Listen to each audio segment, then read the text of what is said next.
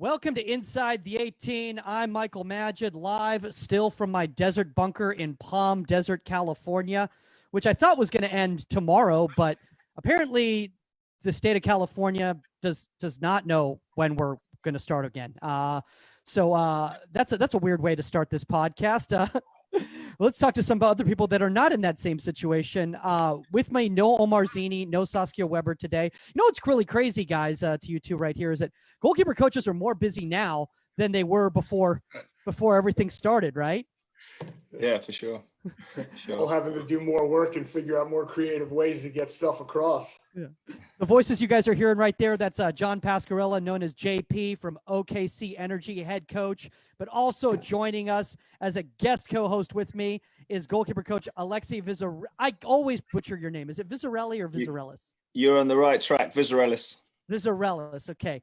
Boom. So I totally have butchered that. I've totally butchered the beginning of this episode. Honestly, guys, this is really exciting for me. Like I was saying in the pregame, having two people that know goalkeeping in the same coaching staff is got to be really beneficial to both of you guys, right? I'll let you handle that one, Lex. Yeah, it's kind of cool. Like the first time, anytime that JP was back in Minnesota as we were kind of preparing for the season, I was always kind of asking and kind of pointing him up to his attic to make sure all his books and all his work he'd done, you know, as far as in the position of goalkeeping, that he made sure that he brought everything that he had done, you know, being in Kansas or in Minnesota, wherever it was. I was always making sure, are you sure? You know, there's nothing else up there. Just make sure you've got room for all that, you know, all that work that you've done. Bring it back to Oklahoma for me. Alexis, did you have his books like you're like, oh, he's been appointed head coach like preseason? You're like, hey, look whose book happens to be on the bench right here as we're starting this session. Okay.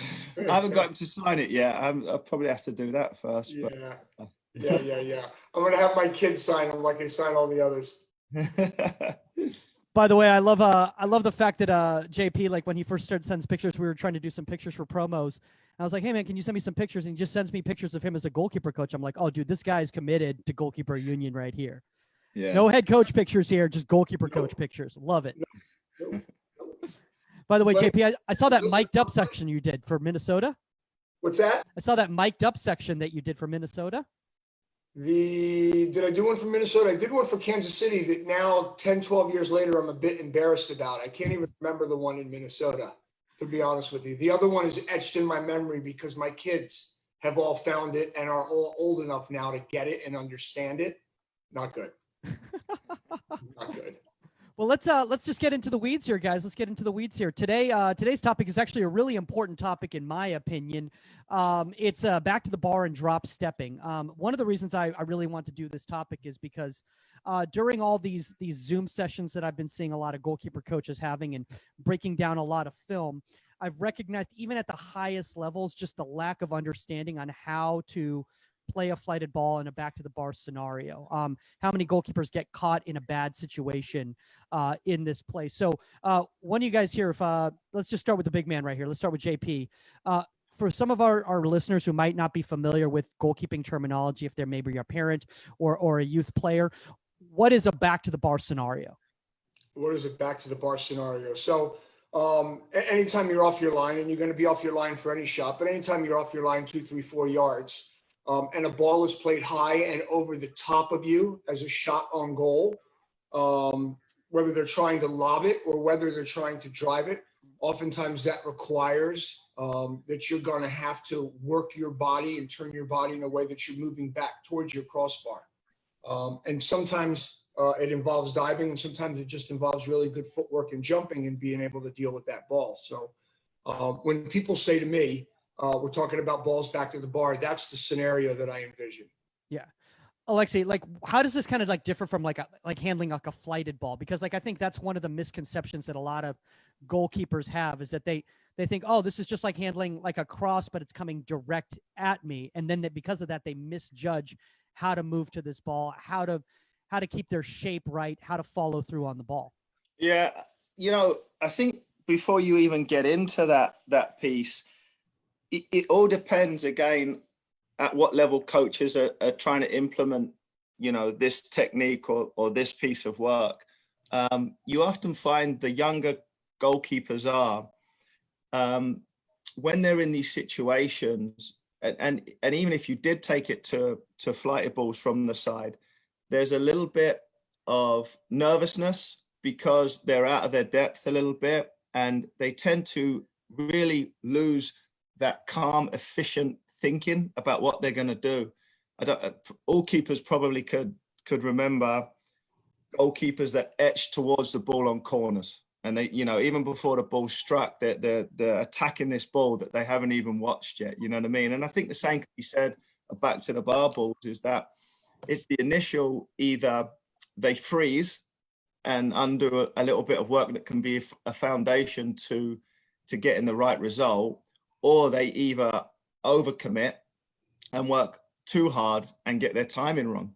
I've seen goalkeepers do that as well. And I think that's the key word as well, is kind of incorporate the timing so that the actual save, whether it's a tip or a catch, is done at the right time.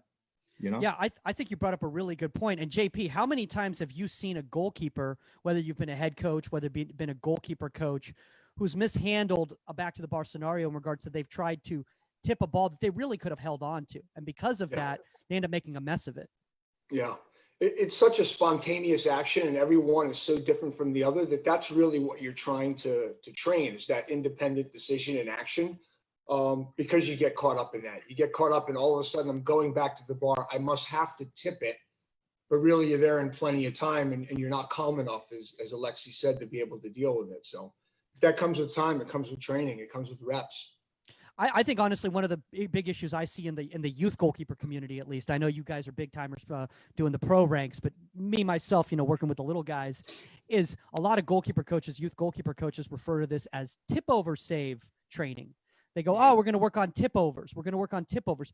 And because of that, this creates this mentality in the youth goalkeeper that any back to the bar scenario is to play the ball out of play, as opposed to recognizing where the drop could be.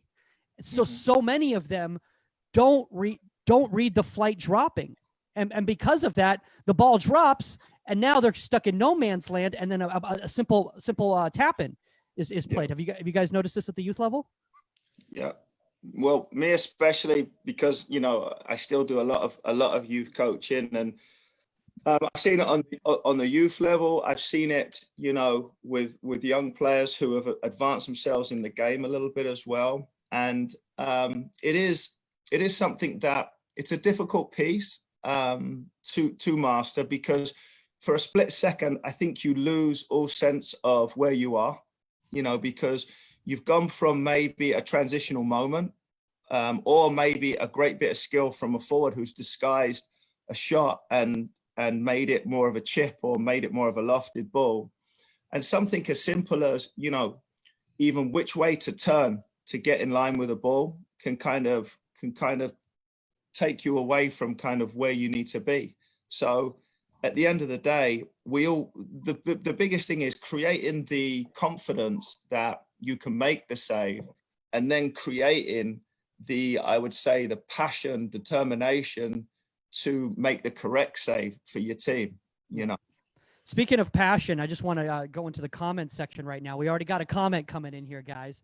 And this comes from Paul Blodgett. Paul Blodgett, goalkeeper coach Paul Blodgett. Blodge, as some of us know him as. He goes, "Give my best to John. I'm a fan." So speaking of excitement right there, we got Paul Blodgett, legendary goalkeeper coach, who's a fan of JP. So you got to be doing something right, JP, right? I'll tell you what, Blodge has been doing a lot of things right for a lot of years. He is one of the very first people. He's a goalkeeper coach in New Jersey who was with Rutgers University at the time, and was one of the very first people that got a hold of me as a youth player and did some coaching and some molding and some, cleaning off the edges. So I've got a lot of great things to say about Blodge and the way he works with people in his goalkeeper coaching. I mean, that's awesome, man. And it's honestly, to be honest with you, I shout out to Blodge. I mean, I love the fact that Blodge, obviously he's a veteran goalkeeper coach, and he's still out there learning, man. He's still, tuning in to watch us idiots talk, and it's like, and still wants to grow, you know? And I think that's what's actually been really beneficial. And Alexi and I, we were talking about this prior to you coming on, JP, is that the amount of growth that I feel I've made as a goalkeeper coach in the past couple months, I feel is really immense.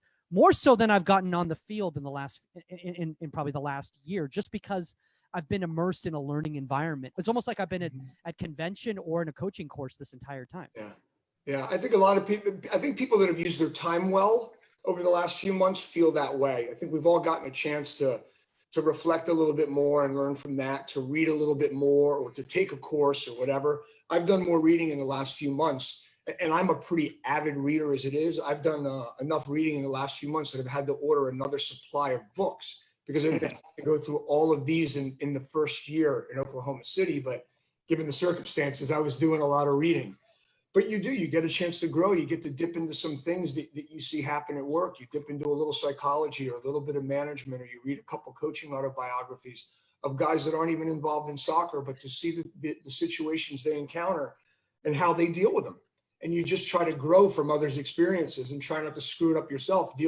Learn from somebody else's screw ups and then kind of apply them to your own life. So I'm glad to hear that that's happened for you over the break, Michael. And I think it's certainly happened with our staff. It's been a focus for us. I think one of the things too, and I'm sure Alexi can attest to this as well too, as we get back into this topic here, is that I've recognized how much more cognitive learning I need to incorporate in my training in regards to making my goalkeepers think and not spoon feeding them, you know, the content. And obviously I know you guys do a great job in regards to, you know, reading, working with goalkeepers on reading the game. Obviously you, JP, as a head coach that understands the position, and I don't mean that disrespectfully to a lot of head coaches out there, but it is, you know, that you have a certain, you know, you spent so many years working on the position as a skills coach that you have a stronger understanding of that. And because of that, you know, you can manipulate your sessions to help Alexi really force these goalkeepers to make decisions and to think. And speaking of thinking, I want to talk about, when we're talking about back to the bar, that freeze period, right? And this is a big thing, especially in the youth community, is flat-footed, get caught, overthinking it, don't know what am I supposed to do, deer in the headlights, throw my hands up, not really thinking about the fact of getting back to that bar and how important that footwork is. So, like, to one of you guys here, like, what is required when you're moving your feet back to the bar? So, Lex, I'm going to jump on this one first real quick, because I'm going to touch on a couple things that you've each have said previously up until now. Mike, you mentioned the cognitive piece and cognitive learning and how that piece of it is important. And Lex mentioned a moment in where you get frozen and you don't know where to go, where you're indecisive.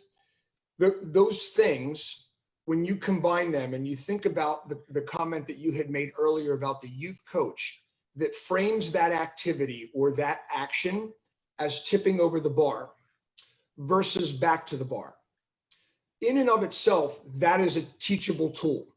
So if the coach who is saying tip to the bar or tip over the bar, that's what's going to be registered in that player's mind at the moment of that ball being played, which doesn't help you with the disorientation or being lost. Forget about the physical piece of being flat-footed. Whereas back to the bar actually orients you to somewhere. Where am I going? I'm going back to the bar. Now, how I get there, if I get there efficiently, inefficiently, or whatever, I might trip over myself getting there, that's where I'm going.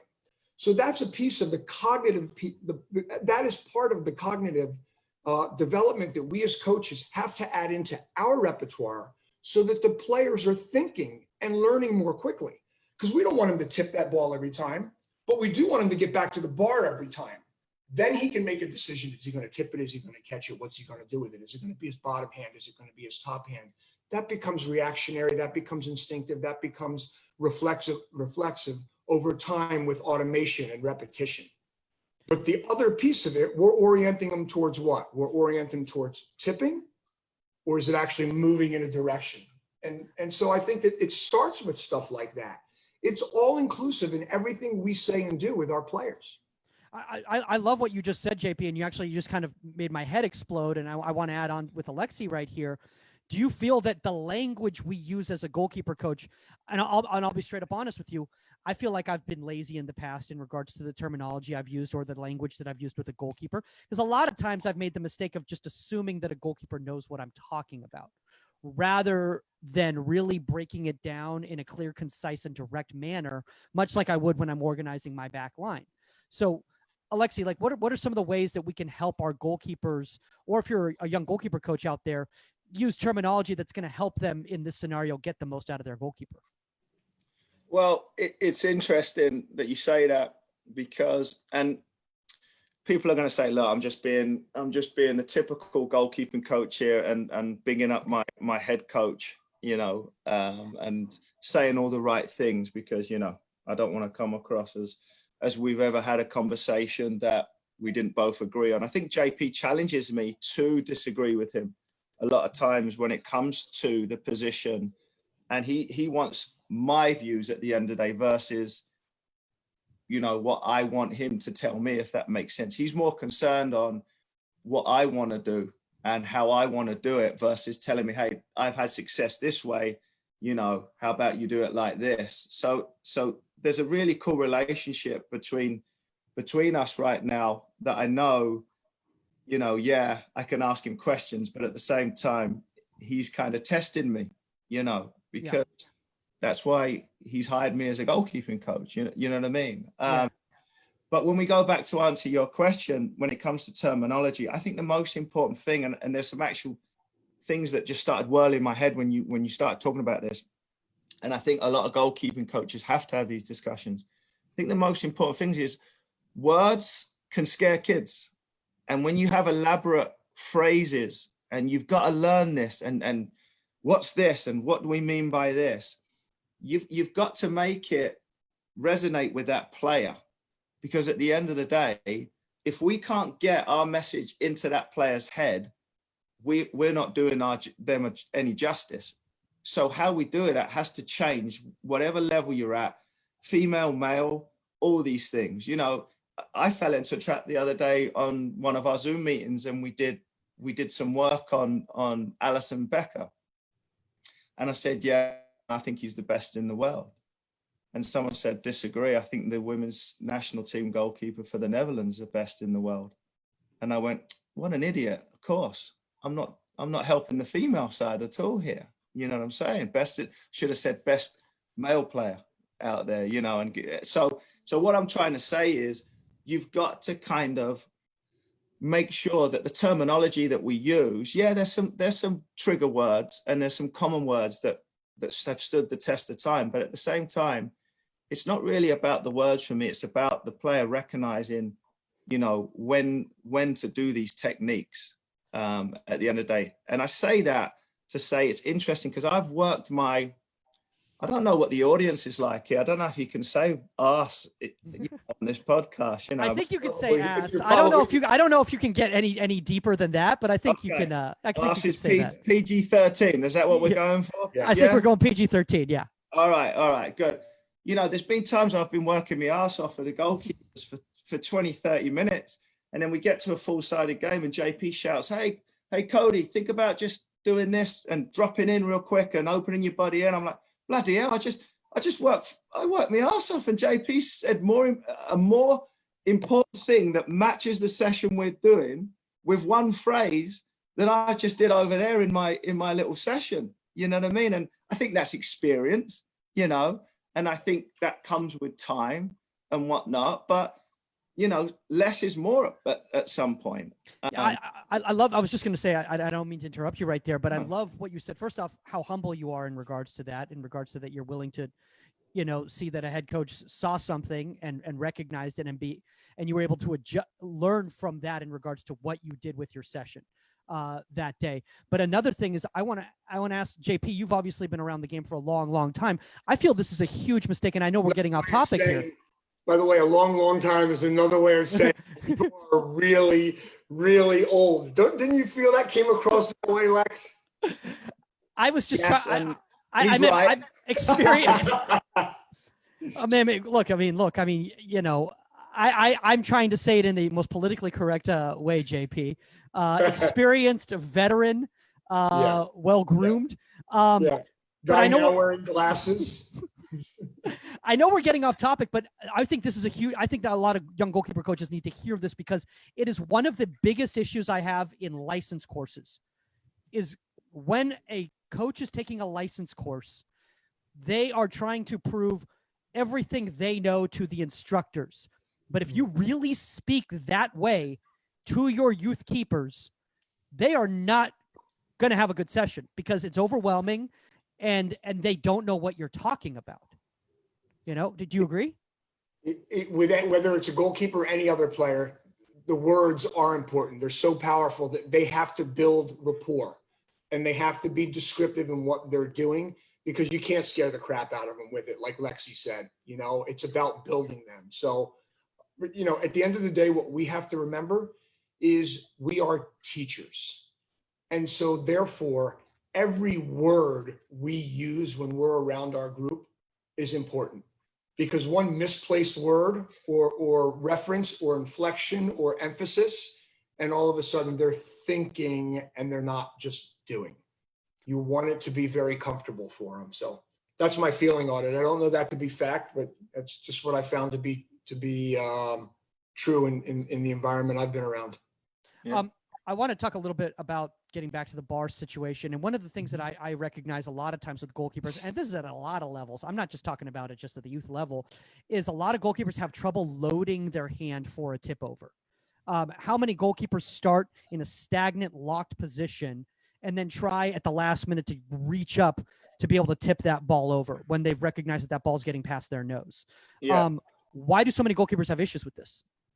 I will say there's a couple of things. And, you know, it's a difficult one to answer, because everyone's listening, probably who's listening in is listening and thinking about their age group. So we're trying to kind of, you know, answer everyone's questions and make everyone feel comfortable. But I think there's a couple of things that you think about, especially the younger goalkeepers are. And the very first thing is how intimidating the actual goal is. And when they're on their line, they're looking at the crossbar and it looks like something they'll never, ever be able to touch in their life, you know, or they'll need a springboard or a tramp, you know, so. I still can't touch it. So, you know. I think I could touch a 9v9 goal now. Yeah, but 11v11, maybe not. But so there's the very first thing. This goal can intimidate you, and not to mention how many times when you do concede a goal over your head, how many times you see your head coach throw a clipboard, parents grab their heads, oohs and ahs, and it's a difficult thing, you know, because you feel so helpless at times. The one thing I try to really get my keepers to understand is it's going to happen. It's going to happen, and it's part of that process. It's part of that learning process. So that's the very first thing. So I'm going to kind of break it down into 3 points: is getting them more comfortable and not so worried about conceding, not so worried about something going wrong, not so afraid of the goal and the situation, et cetera, et cetera. The next thing that you said about your loading hand, I think the most important thing for me when you're talking about those things is a lot of goalkeepers think they really have to lower themselves and jump as high as they can. And that's where the timing and the loading hands kind of get kind of a little bit cloudy, if that makes sense. And I think something I focus on a lot when they're moving towards their goal is their hips. It's very important where their hips are, how square, how side on they are, how quickly have they got in line with that ball, how efficiently have they got in line with that ball. Then it comes to the timing aspect of, you know, that push off, and then the handling piece is kind of the cherry on top. And you're seeing now what's the biggest, probably, you know, if spreading and blocking is the biggest kind of deliberation right now that's going on in modern goalkeeping, the next one is top hand versus bottom hand, you know, and when to use the top hand. Is it shoulders and above, in line with shoulders? Is it the nearest hand? And if you look at probably 20 goalkeepers at the highest level, they've perfected their own way of doing it. It's not about top hand versus bottom hand. It's about timing, it's about movement, and it's about accomplishing something over and over again so that you're comfortable in that position. My very last point is how you set up your session, because you can really struggle or inhibit a goalkeeper if you create a session that doesn't really have anything to do with the game. There is something like me throwing a ball over your head to tip, instead of creating a functional session where the keeper's looking at space, looking at visual cues, looking at all these different things. Now, do you have enough quality in your session where you can perform a chip or a lofted ball? Some keepers would say yes, some keepers would say no, but you can design a session with ramps, you can design a session with throws, with kicking motions, anything you want. But I would get away from just a goalkeeper thinking about you throwing a ball and in their head going through a process that I've got to step here, my foot's got to go here, then I've got to reach with this hand. And then, because when they do that, the timing and the efficiency will never come through, if that makes sense. Yeah, no, I like what you just said in regards to the hip mobility thing. And I want to add on with JP right here. I think a lot of the hip mobility comes with a proper drop step. With the proper drop step, your initial first step towards the bar. Let's kind of get into that and like, why is this so integral to the movement back to the bar to get a good drop step, JP? Well, it's the initial piece of it. And I think this ties hand in hand what I'm about to say with your last question about the loading, because I think part of the problem with the loading is that many coaches will teach the drop step and teach the footwork without actually teaching the entire skill, because it's a series of movements to get you back to the bar. But we focus on that drop step and then maybe shuffling, or we focus on that drop step and then crossing over and getting the hips right. But as you're doing it, and this again goes back to what was my way of teaching it, to keep a decision-making process out of it till the last second and make it more instinctive. As they were doing that, we were loading everything as if you were catching. And I always taught that way. I taught that way when diving. You're always initially moving two-handed. It may end up being one-handed action, but you're loading everything that you're moving this catching unit wherever you're going, even as you're going back to the bar. So there may have been players that I had or guys that I had along the way that had that problem. But once you go through that entire motion, that entire skill a few times, you pick it up like anything else. But I do think, as we've talked about before, it really is about seeing it, about not freezing, about recognizing, and that happens through recognition and repetition. Because it never is the next one going to look like the last one. They're all a little bit different. You're a foot further, you're a yard deeper, you're a little bit more to the right, a little bit more to the left. The ball's hit with just a little bit more trajectory, a little bit more lob, a little bit less this time. Everyone's different. Yeah. I want to ask Alexis, because to answer your question, yeah, it is about that step leads to everything else. That's why it's so important. So as long as you can make your goalkeeper comfortable and he's balanced so that he can go anywhere at any time, then that next step becomes the most important piece. Yeah. It leads you into everything else. So let's talk about that drop step real quickly. Alexis, is there such a thing as too big a drop step, in which now you're planting too hard and too far so that you're not balanced anymore, and now you're top heavy going one direction? So if the ball does change.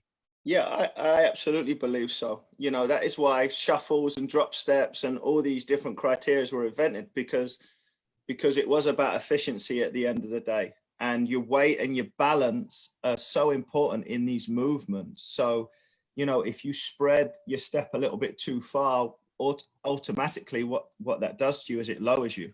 You know what I mean? And therefore, and again, that's another kind of problem that goalkeepers have, because they want to create such a big spring in their movements that it kind of eradicates all that timing that's really, really important to be efficient, you know. So one, how you cover the ground is important, and like JP said, two is your relationship with that ball. You know what I mean? It's the same with a push-off, like JP said as well. You know, you can put a little bit too much weight. You can open your gate a little bit too far, and that can create problems. But at the end of the day, it shouldn't be something that goalkeepers are scared of, and you shouldn't be really too analytical early, because you'll take all the confidence away. You know, there's some great coaching that can be done when goals are conceded, especially in a training session where you go, look, you were this close because I love how you started, but can you think about incorporating this next piece onto it versus, 5 in a row have just gone over your head and the goalkeeping coach hasn't said anything. You know what I mean? Yeah. So. Blodge just added on something right here, and I want to go back to JP on this since the legendary Paul Blodgett was giving a claim to JP. He talks about the fact that a lot of goalkeepers they go too soon, but I'm talking about is that they go for the final action too soon, and because of that they misjudge it. I don't know about you guys. I think personally that has to do with the confidence factor. Is that a lot of goalkeepers just aren't confident that if they stay low and loaded, that they're going to be able to get to the ball and play it because they're so worried about the ball rather than the movement.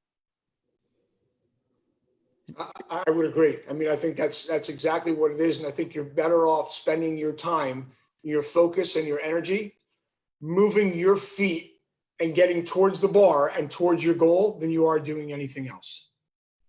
That's really, and that's why that drop step's so important. It's that initial movement in that direction. And then everybody, as they perform any skill, is going to be a little bit different in how they do it. One guy's most efficient drop step is going to be a little bit bigger than the next guy's. And one guy might be more efficient in taking a drop step and then shuffling before he does anything else. Whereas the next guy might be more efficient taking that drop step and immediately crossing over. It depends on how you're built and how you move and what's most efficient for you. But provided the basic principles are there and that you're comfortable, that you can take that drop step, that you can move back towards the bar, that you can be loaded and be able to spring. It's all pieces of it. I want to bring this up right now because I want to talk about the tactical aspect of back to the bar. And I think one of the reasons that there's a lot of issues with back to the bar movement is because of starting positions by a lot of goalkeepers. They get caught out of position a lot of times. And when there's a ball back to the bar, they can't align themselves in time to actually get that ball. So Alexis, I want to talk about how do you in your session, especially when you're working with youth, teach them how to make sure that when they are stuck in a recovery save situation, that they are in line with the ball line so they can get back to that bar rather than shifting over one side or shifting over the other side.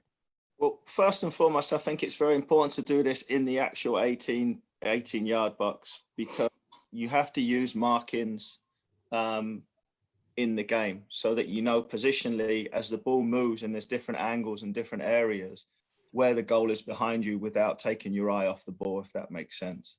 So I think, that's the very first thing. And then the constant kind of reformation of interline down the line. So as the ball moves, and it's good to have, maybe a movement before the shot comes in so that goalkeepers are kind of thinking about where their near post is, where their far post is, what the first movement should be when that happens, So I think it's a little bit of a collaboration between the actual area that you work in, and basically, as balls move, you move, So you constantly have that focus because you'll see a lot of goalkeepers in games. They don't really know when to advance, when to drop. And I'm talking about the young age, they don't really have that piece yet, that confidence to actually move with the actual game and to think about not just defending the goal, but actually managing the space behind the defenders, and the actions that take place in there. So I use, maybe it could be something as simple as mannequins that show this is where the last line of defense is, and this is where the actions are taking place. So this is an area that I feel that you should be, but also be aware of when it breaks down. Is it a recovery first, or do you wait and see what happens? So all those pieces, JP, I don't know about you, but one issue I've seen a lot, and I'm sure you obviously don't see it as much at the professional level, but in regards to these types of sessions, is that the final picture that's put together is not game realistic. It's not. There's no sort of activation that reminds you of what actually happens in the game. And personally, I've been trying to do a better job over the last few years in making sure that there's game activation before I play a ball in over to the bar, because otherwise the goalkeeper's just not going to have that understanding of how to do it in a real game situation. So how do we help goalkeeper coaches out there make it realistic, but yet not too profound that it's going to be difficult for the goalkeeper to understand what's going on? I mean, you've got to create functional type activities. And like Lex said, I think you have to put them in the part of the field. Maybe when you're working with a goalkeeper coach, that's inside the 18-yard box.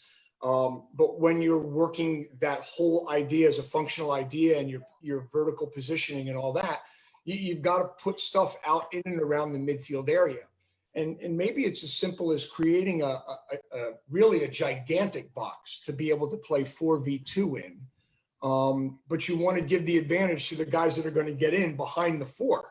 You know what I mean? So you as the coach are playing and you're actually neutral. So it's 2v4, but they knock it. And sometimes it's a ball that's through beyond the back 4 because the goalkeeper doesn't want to cheat. You don't want him always thinking here. You want him thinking maybe he has to go here. And then every once in a while, when you get the ball played back to you, you're knocking it over the top. The reason why so much of the finished product at the end of training is difficult for us is because if it's not us as the coaches serving at a youth high school ODP level, you struggle getting that quality service. So you're going to have to put activities together, I think, in a lot of situations where ultimately you are the server of that last ball and you become the trigger, and now you can coach off of that trigger and help the goalkeeper. So you make yourself the final strike, the final action striker. Okay. Correct. Instead of coaching from the goalkeeper's perspective by him, I would coach from the striker's perspective when we were doing functional work and watching his decision coming at us and our decision going to them. But I would ultimately be the guy that was playing that final pass, helping facilitate one of the other players in attack that's doing the same thing. Alexis, I want to ask you here because I want to see if you're going to finally get to a debate with JP, because we were talking about the service of the goalkeeper and the goalkeepers having to do as much service as possible. But do you still agree with him in regards to this situation to get that quality service, to get what's necessary for the goalkeeper in the final shot? Yeah, if you have a group that can't do it, absolutely.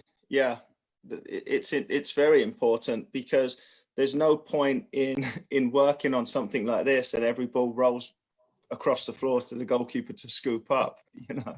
So it's fun. If your session basically is to get goalkeepers more proficient in doing this and dealing with the back to the bar ball. So that's absolutely 100% true, you know. And not to mention, you can incorporate some pieces where deflections actually make the ball, you know, loop up over a goalkeeper's head. You know, everyone's used mannequins as ramps or you know, there's so many things out there now that create a different flight and a reaction. You know, I look back at, just while you started to talk about this, I started to think about situations where goalkeepers have struggled with it. And I think everyone remembers Peter Shilton in the 1990, Italy 1990 World Cup semi-final. Well, you would if you were my age and you were English. But the Germans, the German team scored first off a deflected free kick, and Shilton really struggled with his footwork. So it's a bit of homework for you guys out there to watch. But it was the 1990 World Cup semi-final, and the first goal Germany scored came off a deflection from Paul Parker, our left back, and it spooned over Shilton's head, and his footwork was really slow and square getting back, and we went 1-0 down, lost on penalties at the end of the day. And then everyone, I think, will remember Ronaldinho catching David Seaman off his line in the Japan World Cup. I can't remember the year, but it was the Korea Japan where they both hosted it. 2002. Yeah. And he caught him with the shot that we were talking about. You know, so and the scout report, apparently, if you ask the Brazilians, was Seaman was very aggressive on set pieces, staying high. He wanted to play very, very high. So I think it was Cafu or someone said, hey, look how high the keeper is. And they caught him with that one. So to create these things in your session where the game shows this, be it deflection, be it a coach serving a ball, it's important that you actually get the service right, or else the goalkeepers are going to tune you out. If they've just taken 10 balls and not one has, you know, being the back to the bar save, they're going to go, okay, what's going on here? You know, so. Yeah. I love what you just brought up in regards to dead ball scenarios, you know, that type of service, because I wasn't even thinking about that. And JP, how important is it into when you're training this type of motion, this type of activity, that you do some dangerous ball type work with in swingers, out swingers, so goalkeepers recognize when they're caught off their line, how to get back and make that recovery save? Yeah, I mean, it's crucial that they do them from all different angles and depths. And listen, even from those wider areas, the motion and the idea is pretty much the same, especially the initial motion of the drop step and then wherever you're going to go from there. But you have more time to do it. But with time sometimes comes panic because there's too much time. So again, you've got to see it. And the timing of that from out in the channel is going to be different from something top of the box. And so you've got to be comfortable with that rhythm and that difference in tempo and timing. So again, it comes back to repetition. It comes back to, like Lexi said, it's got to be these natural disaster type things happening in the midst of an activity where there's a little deflection and now it's going over the top.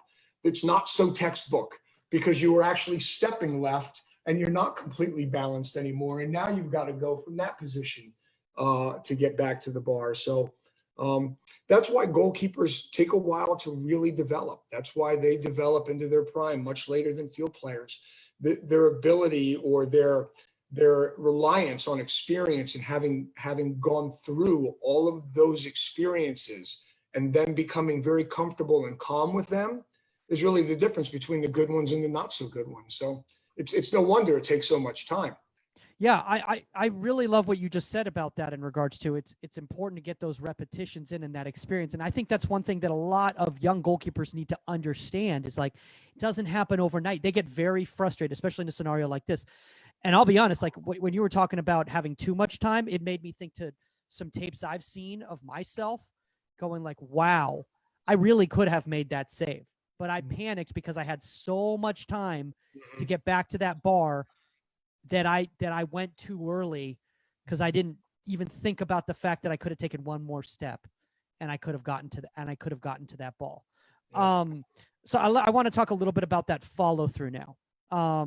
Because this is a big issue, especially in the youth community, is the follow through is not complete. And because of that, a lot of savable balls are not saved. They go inside the crossbar. Alexis, obviously you work with the little ones. How do we work with them to understand that they've got their whole momentum and their whole shape has to follow all the way through the motion past the bar in order to keep these out? Well, it's a great point because, you know, if you came down to Oklahoma, there's parts of the year where the ground's pretty hard. And, you know, so they know if the follow through is going to finish off with a crash, a bang and a wallop, you know. So again, it's also those teaching moments and those confident building phases are really important. And again, just your tone and your energy when someone pulls off a save and completes the follow through, that they realize, oh yeah, it might have knocked you a little bit, but the outcome and the reward was so gratifying. And you're going, oh mate, listen, that is top class. That is top class goalkeeping. Makes them want to do it again. You know what I mean? And it's building that. And there's also, you know, an important piece there that you bring up in how you do it and the technique involved after you make the save, so that you don't have the feeling that, oh, this isn't going to end well, because then that goes into your mind and that will take away your confidence at the same time. So, you know, without the obvious training aid and having crash mats and everything, it's basically maybe start them from a situation where the impact is taken away and the technique is there. And then as they are more proficient in the technique, you implement the impact, you know, and the follow through. JP, I know obviously you spent some time with the youth when you were in Virginia and all that. And did you use mats? Did you use any sort of devices like that in order to teach kids to be okay and be comfortable with following through? Didn't use mats at all. The one thing I will say that when I found a kid that was uncomfortable was that you're not putting yourself in a position. We're trying not to put you in a position where you're having to go and dive every time. The objective of this skill and teaching this drop step and teaching you to move with your two hands as one catching unit and making more of an instinctive decision along the way is so that you won't be diving every time you're going back to the bar. You should more often than not be moving your feet. But if you have to dive, if you have to extend, and if you have to push, then ultimately that's what you do. But I think because it's done fewer times and not told to them and taught to them as a diving and tipping activity, they're more prone to do it when they have to. Yeah, that makes a lot of sense right there. And I think that's something that a lot of young goalkeeper coaches out there need to understand, is that it's so much more important to teach that goalkeeper to be able to make the play before they get to the crossbar, if they can, by getting back as quickly as possible, than having to make that final motion at the, I mean, obviously, like I said, sometimes the ball's going to still keep lifting and we have to track it and we have to steer it. But other times that ball is going to drop.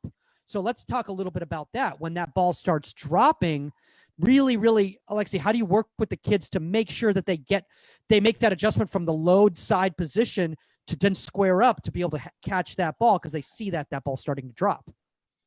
Repetition for me, repetition is the key at that point, and scenarios, so they see as much of it as possible at the end of the day. Because if you're critiquing and articulating every little phase and every little movement, you're gonna then, again, it's gonna work against the goalkeeper, if that makes sense. And I think we've all been there in this topic. I think every goalkeeping coach listening would probably remember a chance where you've done something like this and you've scored 4 or 5 goals, on your goalkeepers, and you're like thinking, holy moly, I could lose them here. And I think that is in the coaching piece there, is not being afraid to tweak, stop, think about coaching on the fly and maybe adjusting something, maybe taking a step back to go forward, so that you start to gain the goalkeeper's confidence again, if in those parts.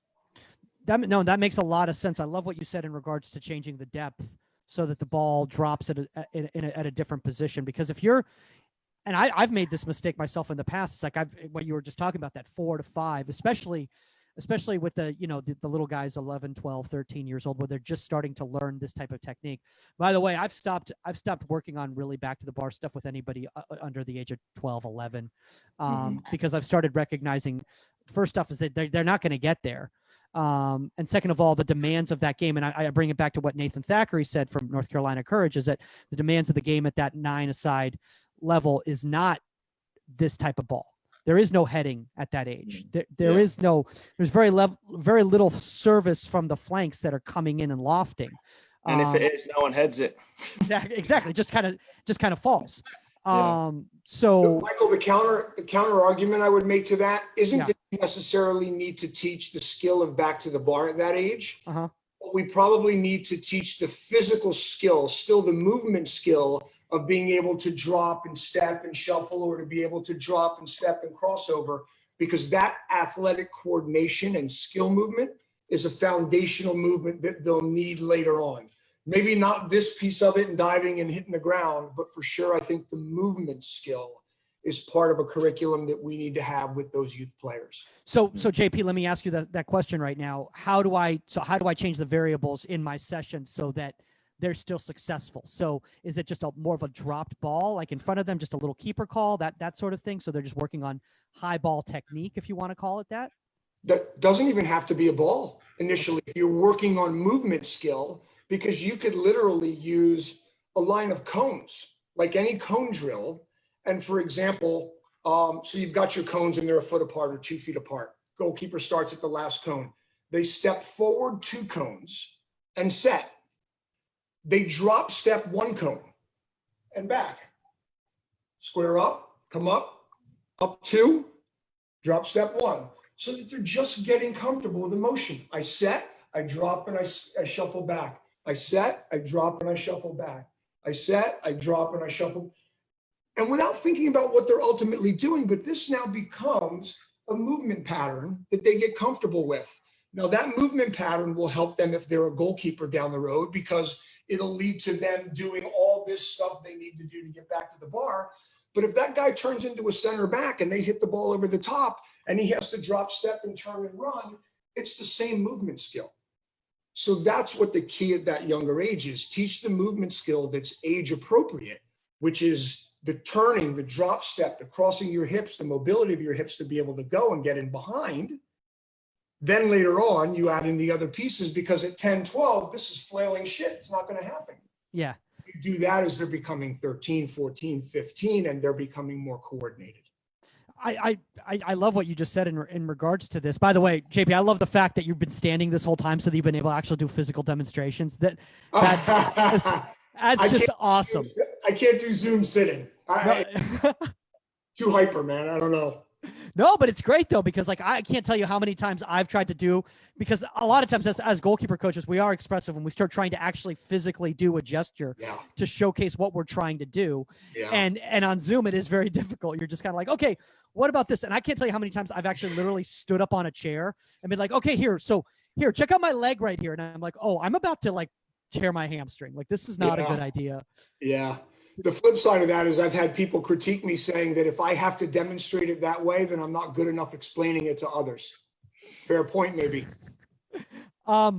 Alexis, I want to ask you this, like, so now that obviously you work with the pros and you work with the youth, do you think it is really that important that just teaching them those motor skills so that you don't have to start? And I think, JP, you brought up a great point. Otherwise, you're at 13, 14. Now you're starting to try to teach motor skills. These kids literally have never used those muscles before. They've never had to make these movements before. For me, that's a major problem in U.S. soccer, not just with goalkeeping, but with our movement patterns as kids. The movement skills that we learn as kids don't necessarily all transfer over well to soccer, because we do very little of hip mobility, flexibility stuff. And that's crucial in soccer, especially for the field players. So if you look at young soccer players in Europe they train those movement skills and they train that mobility. We don't start doing that till our kids get to college or the professional game. Yeah. I want to talk about this real quickly, because this is something that comes up all the time by parents specifically. And also, I don't want to say uneducated youth coaches, but I'll just say more novice to the goalkeeping position youth coaches. And that is height and how that affects this scenario. I know a lot of goalkeepers who out there, especially at the youth level, because they have certain attributes, they get lazy with this type of movement, because at 12, 13, they just put a paw up and just pop the ball over. And because nobody ever actually starts working on them on the proper movements, they get to 15, 16 years old, and all of a sudden that's not working anymore. And maybe that little guy is caught up to that big guy now, and they're both 6'2". But that little guy had to work on that technique that entire time, because he couldn't get to the crossbar when he was 11, 12 years old. And now he's surpassed that kid. So how do we help both these kids succeed? I'm going to send it to Alexis for this one. Well, there's a couple of things, because I actually deal with that quite a lot, because, you know, on the youth side, development and, you know, ages, and there's so many different factors in a goalkeeper's journey at the end of the day. And I don't think you never master it. There's always something to learn. There's always something to do. So if you have type A, who's more the athletic, you know, can get away with, you know, not using the technique, you know, I think the biggest thing is you challenge them, and you can actually, you know, you can catch them out sometimes, and you look for those coaching moments where you go, you know, the game was too quick for you to get away with your athleticism there. So it needed the reading of the game, and it needed the technical application, you know. So there's parts of the game where I would challenge, if a goalkeeper was being lazy, that's the time that you dink one over the top of them, or, you know, you catch them out. So you have a point where you can explain that at the end of the day. And then on the other side, with the player that maybe has worked hard on the technique that doesn't quite have the size, what are you going to do about it? There's nothing you can do about it. You know, you can't manage that piece. Therefore, grow in this piece and stay positive, and don't think about the negative side, and don't think about the coach that said, listen, I was going to pick you from a team, but you're just too small. You can't control that piece. So don't let that enter your mind, and keep focusing and keep working on being the best version of yourself you can be. And I think you'll see the fruits of your labor if you stay committed and you stay working. I think that's a big problem just in youth goalkeeping in general, and I'm sure JP is going to attest to this too, is that we give up on kids too early because I'll be straight up honest, pre-academy, DA, and this kid should be able to play at that level. But because they haven't hit puberty yet, they're on the B team, they're on the C team, and coaches are putting another kid who maybe, let's just say, doesn't have the same, ceiling as this other kid does, but they've already shaven and all that, because they're focused on points and they're focused on, and their argument a lot of times is like, well, I need to put I need to put my team, the other players, in the best scenario for them to keep developing too. Well, I think that's wrong to that goalkeeper. What do you think, JP? I mean, listen, this for me philosophically is very similar to the argument that we have about, those physically, what's the word, precocious kids that you play as a striker up top at a young age that's just physically bigger and stronger and faster than everybody else. And that's how he solves all of his problems. But by the time he's 15, 16 years old, the other strikers or the other midfielders that didn't have the physical ability he had at 12 or 13 had to create other ways, other techniques, and other solutions to solve the problem. And now at 16, 17, 18, they're the better player because of it. For me, it's no different with the goalkeepers. You gave the example. You've got the big 15-year-old kid who just sticks his paw up and he knocks it over the bar without having done any of the right things. Where the 13-year-old kid might not be touching that, but is going through the right motor skills and the right movements and the right patterns, that when he's 15, 16, 17 years old, he's actually saving the ball because of proper technique and movement and athleticism, where the other kid who's now the same age but was a big dope before can't get there because he just can't get there anymore. He can't move fast enough. Forget about the size. Well, I mean, I'll be honest, I'm sure. Did I say big dope? You did say big dope. I love that though, because I'm just getting this picture of this very Eeyore looking like goalkeeper. We've all had the guy throwing up. We've all had that dude. He's got a mustache. He's 12. That dude. And you're like, what are you? Omar, I'm going to throw Omar on blast right here because he's too busy right now to be on the podcast. He was that kid at 12. He literally was. He was 6 feet tall at 12 years old, and he would just be able to put his palm up like that. But he came a long way. I want to talk, even at the professional level, though, how many times you guys have seen guys who you're like, man, you can't do that anymore. You could get away with it in college, and now you've never played at this speed of play before, and the things that you could get away with, you just can't get away with anymore. And it's really difficult to break those habits, right? Oh yeah. Yeah. And there's some really simple ones. There's some of the obvious ones. You get a guy that's 6'4" in college, pretty physically dominant for the college game. And he jumps off of 2 feet in a lot of scenarios with balls that are hit in the air. So he actually gets himself into a good spot, but he gets there too early. And now he's jumping for all of his crosses 2-footed. Believe me, when he's playing with more athletic players, stronger players, and the game is moving at a faster pace, that's going to come back and bite him in the ass. Yeah. No, that happens in every aspect of the game at every position. Yeah.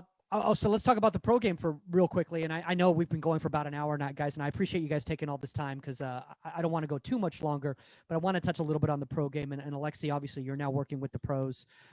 Nobody obviously at OKC Energy, because everybody there works very hard on their game, and they're great guys. I'll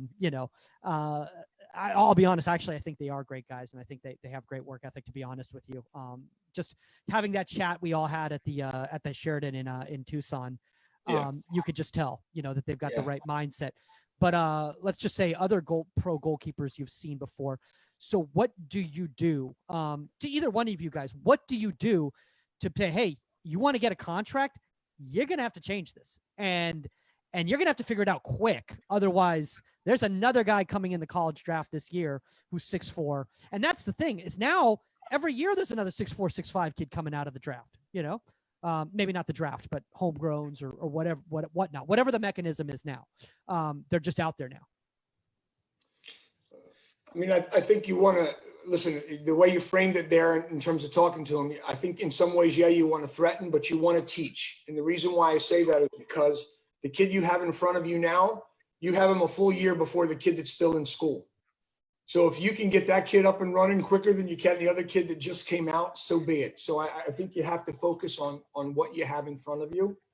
But ultimately in our business, it is it's a production business. You know, if you don't perform, you're done. So the reality does come down to what you said.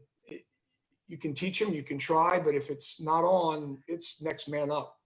Alexis, do you ever talk to your youngers and just tell them that, like, if you don't, I don't want to say you're threatening them again, because again, it's all about the language you use and how you phrase things, but explain to them how vital it is to work on this right now so that you're as best prepared to play at that next level, whether your next level is DA or whatever it's called now, MLS DA, or college, or pro, that they're ready for that level.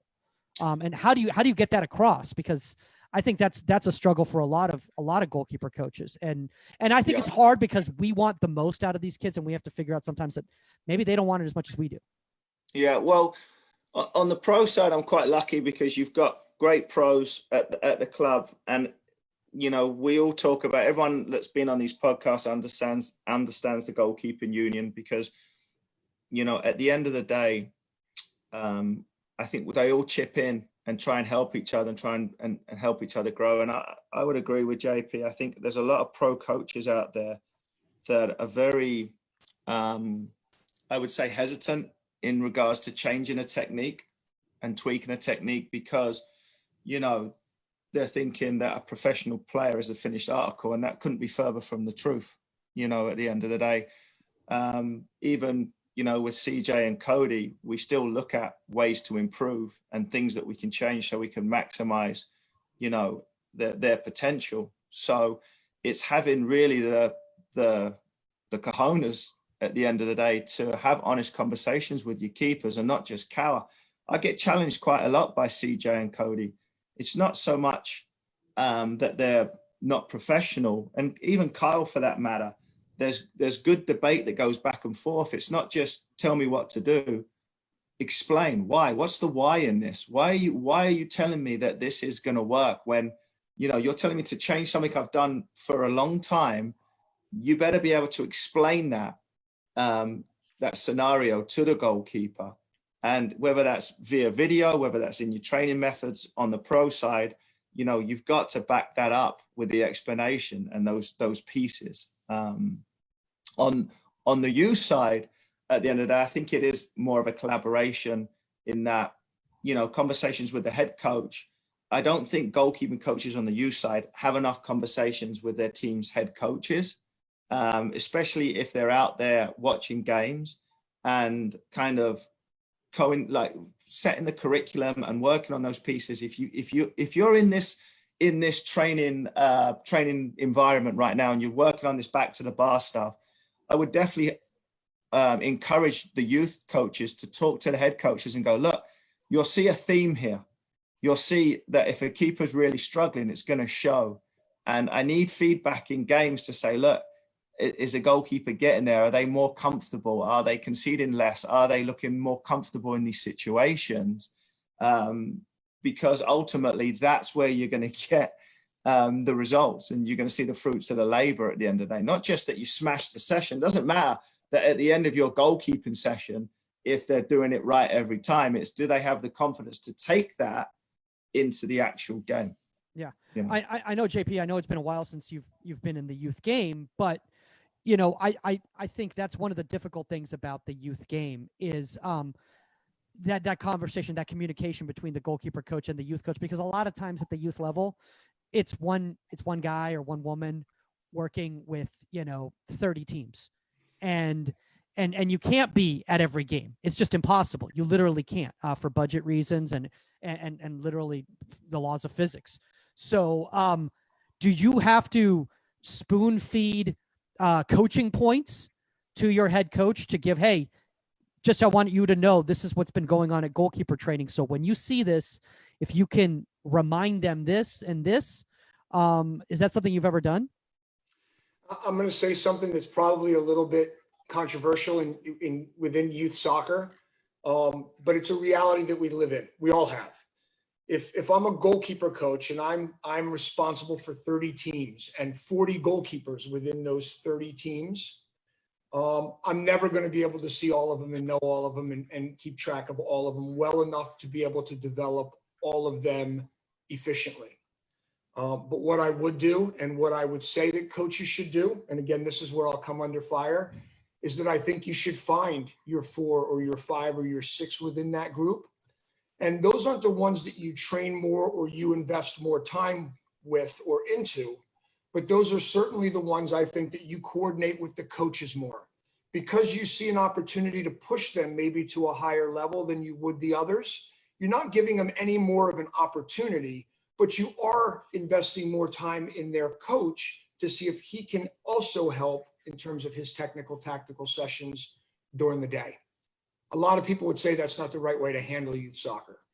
Again, my perspective of youth soccer is that you try to make everybody better, but ideally we're going for the cream of the crop. That's my idea of youth soccer and player development.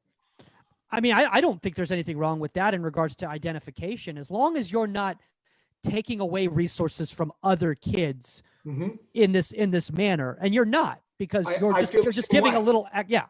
Right. I feel the same way. I just feel like if Alexis' goalkeeper is quite good and I'm the goalkeeper coach responsible for that kid, and he's one of 3 kids in our club of 35 goalkeepers, I'm going to make sure I let Alexis know I think he might have a chance at getting to the next level, whatever that level is, high school, ODP, college, whatever it is, and see if we can't help try to get him there and focus 1 or 2 things on his development a little bit more, you know? I got one final question for you guys before we get going, and thanks again for taking all that time. And this is also a controversial question, so saved it for the end. So in case anybody hasn't listened, shuts it off before this, there's not as many comments coming back on the emails. But are we signing kids too early? Are we signing kids too early in the United States? I've started recognizing the homegrown scenarios going on with MLS teams signing 14-year-olds now, 13-year-olds now. And at first it was just field players, and now it's goalkeepers too. Are we putting too much pressure on these kids to be too good too soon? Lex, you want to have a stab at it, or you want me to go at it? I'm going to go. Go. I'm going to say no. Okay. And here's why I say that. Because, again, you're asking an Englishman who's now an American, by the way. So I'm probably the two most aggressive countries in terms of, if they're young enough, they're good enough at the end of the day. I just think it's the support that we put around the player if we decide that they are really good enough to play at that level. I mean, look, Donnarumma at AC Milan, if you want to go back even before then, you look at Gigi Buffon playing for Parma.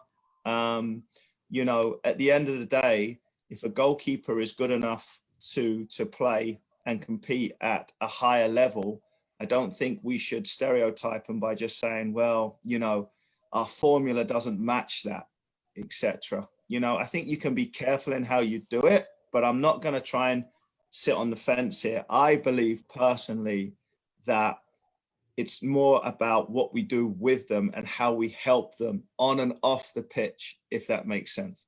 No, that makes perfect sense. JP, anything you want to add to that? Not really that I want to add, and I wish I could argue with him, but I can't. I think that quality at any age is quality, but what he said that's so important is the support around the player. So if you have the right support around the 14-year-old or the right support around the 17-year-old or the right support around a 19-year-old, you may have success in all those scenarios, but it's the right support. And that's different in every scenario. That's individual. With some of those kids, it might have moving their family there so that they have that kind of comfort level. In another, it might be we're taking him away from his parents because he needs to learn more independence, and we're going to put him in school here and he's going to start to live that way. And I had a bit of an experience with that in MLS because we signed a homegrown goalkeeper who's actually had quite a good professional career. John Kempen is his name. Overland Park, Kansas. Kansas City Wizards / Sporting Kansas City's academy kid that then went to Bradenton, that then we signed at 16 years old. In hindsight, it was the wrong decision, I believe, and I've told him and his parents this, I believe it was the wrong decision at that time. Because in hindsight, it would have probably been better to send him away to school, at least for 2 or 3 semesters, to have to do his own laundry, to have to cook his own meals, to have to get himself out of bed. And I don't know that he wasn't doing all of those things on his own anyway, but he was living at home where he had the support and the aid of mom and dad. But that was not the support he needed at that time. He was comfortable in this city. He needed a level of support that helped him grow in maturity. And we would have gotten that result more quickly, him away at school. And I think he had committed to Central Florida or South Florida or something. Had he gone away for 2-3 semesters, I think we would have had a little bit different kid than we would when we first picked him up, because then we had to teach him a lot of those things. But I think every kid's different. Ultimately, his parents were a tremendous support system for him. So were the people of Kansas City, because he grew up there and everyone wanted to see him survive. And he's had 10, 11-year career bouncing up and down between the MLS and USL. So I consider that to be a kid that gets drafted out of high school at 16, a pretty successful career and still going. I mean, look, I mean, the fact that he's playing and that everyone's familiar. I think Kempen's in Columbus now. Is that where he's at right now? Yeah. And he's actually been loaned to San Diego Loyal. Yeah. So I might have to put up with him and have to deal with him this year. Man. I think it goes back to what Alexis said. At any age with the right support, and you're going to get the kid doing the right things. But any age, any level with the wrong support, and you're putting the kid in a situation where he can't win. I mean, I think that's a really good point. I didn't even think about the support aspect is so much more important than actually even the development aspect of where they currently are at. I mean, I know personally, and I'm not going to name anybody, on the podcast, but I know guys who are MLS homegrowns who would have been better for them to go to college just after talking to them. But I think real quick, that's also where the support group, the coaching staff that are around him at a young age have to do their piece as well, because you can get caught up. And if you see like a young goalkeeper that's getting a lot of notoriety, but you realize you think they're immature, you got to have that conversation with parents and the player themselves to say, look, that could happen, but just be careful, because I personally feel that the college route may be better in terms of your long-term longevity and your long-term future. I think that's where the youth coaches can have a major impact and not just go, oh, it's going to look great for me if this guy goes in the draft or if this guy gets signed. You know what I mean? Let's do what's right for the player at that point. Yeah, because you don't want a kid to just get lost in USL 1 or 2 for the rest of their career because they never had the right guidance and they never hit their ceiling. They had a certain amount of ability, so they were able to play at a certain level, but as human beings, they weren't fully developed. And because of that, they never were able to have those intangibles that were going to get them to kind of that next level. Because I'm guessing and is that everybody at your guys' level, let's be honest, what's separating the 1 and the 2 and the 3, it's not a lot of physical attributes. It's more just about the intangibles. Right. Yeah. So those guys exuding a certain confidence because they've been there and done that. Yeah. Well, guys, I appreciate you guys taking this time. Honestly, it means a lot to me, that you guys were able to take this time right here. I know we had talked in February about us all coming out to Oklahoma, which we really were wanting. We really planned on doing. And hopefully things will start opening up and travel will start being a thing, and we can all get back out on the field in actual games. Do you guys have you guys actually have a start date yet for USL, or is that information? Not yet. Not yet. We're into this individual training until they tell us we can do team training, which I think will probably be a couple weeks, because I think they'll probably look to see if people are getting sick. Yeah. And use that as a barometer and a measuring stick. And if they feel like it's safe and comfortable, they might break into small groups and then maybe the whole team. Maybe in 6 weeks we're playing. You know, again, I think part of it depended on the country. If we continue to do this and come down, I think we're all okay. If we don't, I think us, like every other industry and every other human in America, we're going to be, you know, back home. Yeah. Well, you know, the benefit you guys have in Oklahoma is you guys have all that space. So you guys can social distance quite a bit. More so here than in California, where you walk outside the door, or in New Jersey, for instance. But Michael, you got to promise me you'll do me a favor though when the social distancing thing is over. You got to give Saskia a hug for me. I haven't seen her in so long, but what a person, what a goalkeeper, man. Oh my God! Well, you know, she was really disappointed. To give a little bit of context to the audience right here. Obviously, Saskia hasn't been on in the last couple episodes. Nothing serious, you know. She just like all of us, you know, we get sick every once in a while, and she just wasn't up for it. But JP, we'll have you on again for sure. Okay, great. And I'll send you her info so you have it for sure, so you guys can connect. I'm just really excited about what she's. Not only what she's been bringing with the show, but what she's bringing to the girls at UCLA, you know, because, she's opinionated and I think she's the best thing for the goalkeepers at that level. All right, guys, before we go, if anybody wants to reach out to you guys in the goalkeeper union, I know both of you guys are always willing to talk goalkeeping. Where's the best place for people to reach out to you guys? Go ahead, Lex. So for me, you can catch me on Instagram, which is just Vizarelis. Not too many Vizarelises out there on Instagram right now. And then on Twitter, it's the other way around, Vizarelis A, which is my Twitter handle. But then obviously you can get hold of me through the Energy, on the pro side through Oklahoma City Energy FC. Look for any goalkeepers out there that want to discuss the position or how to improve and how to get better. I'd love to hear from you. Yeah. JP? Email john.pascarella@energyfc.com. And I'm on Twitter, which is the only social media. And that's, I think, at JP Soccer Coach, something like that. And you're still farther along than Mulch. Mulch doesn't have any social media whatsoever. No chance. No chance. That's another one of Blanche's favorites. Oh my gosh. He was hilarious because we're like, is there anywhere to reach out? He's like, I don't know, pal, you can call me at, and you're like, dude, you just give out your phone number on the air? Like, he's like, I don't know. He's like, I don't have anything social media. So. I do the same. And for any credible people that you know, if they want my cell number, you just give it to them. You know. Well, thanks, man. I appreciate that because there's honestly, I'm really appreciative of the fact, and I'm humbled by the fact that there's a lot of high-level goalkeeper people that listen to this podcast that are benefiting from it.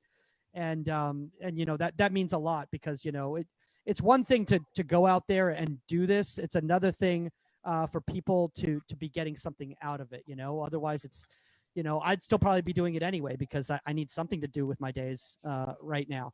All right, guys, if you have a guest suggestion or topic suggestion, contact at Inside the 18. That's the number 18media.com or at Goalkeeper Podcast on all social media platforms. Keep rating, reviewing, and subscribing on iTunes. We'll shout you guys back out on the show. We'll follow you back. That's all the time. We are out, and later, guys.